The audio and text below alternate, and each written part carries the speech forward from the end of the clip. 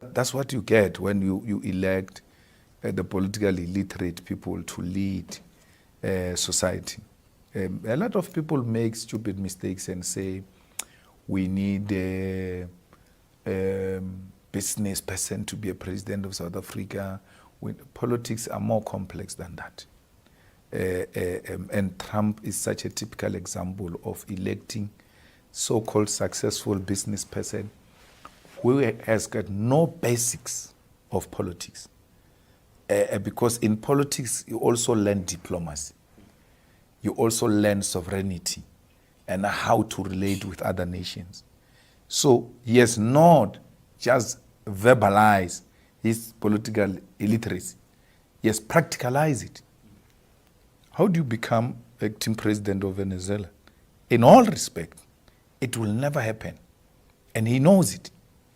There will be a permanent instability in that country because those people are going to fight for their self-determination. They're not going to allow that.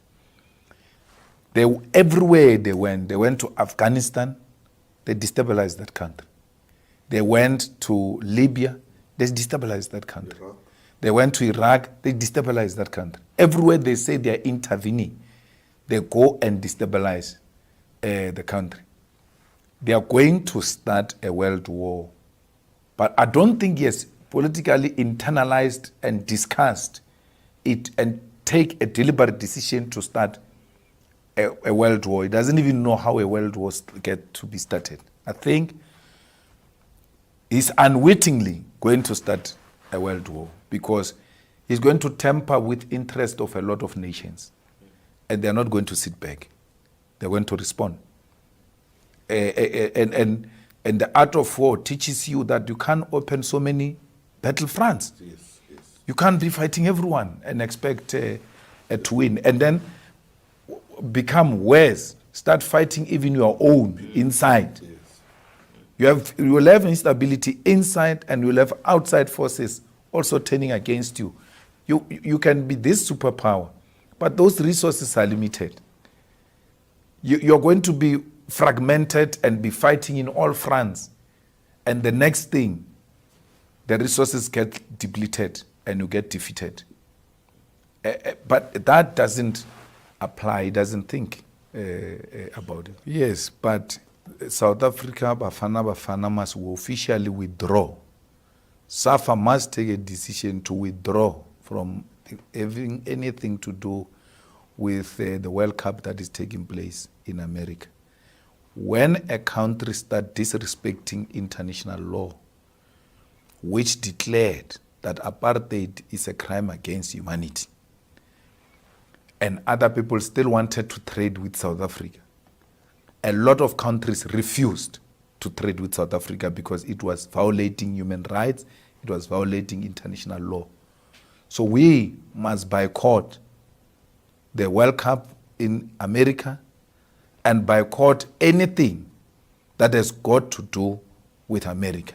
Because we cannot sit back and allow a person to destabilize the world and it becomes business as usual. That is an act of cowardice. Well, we shouldn't allow that. He's not fighting to bring the Starlink because he wants to he wants to give us access to network and all of that. They're coming to police us. They're coming to create regime change. The white people realize they cannot take it through a ballot. And they are now engaged in illegal, unconstitutional method to destabilize this country so that eventually they can take it over. We've got a lot of strategic minerals that are needed by America and everybody else, including Elon Musk, who is involved in business. And therefore, the government that is saving today, it is not saving in their best interest. They will never cooperate with that government. If anything, they are going to try and collapse that government. We are not opposed to network connectivity. We are the ones who fought for data not to expire, time not to expire.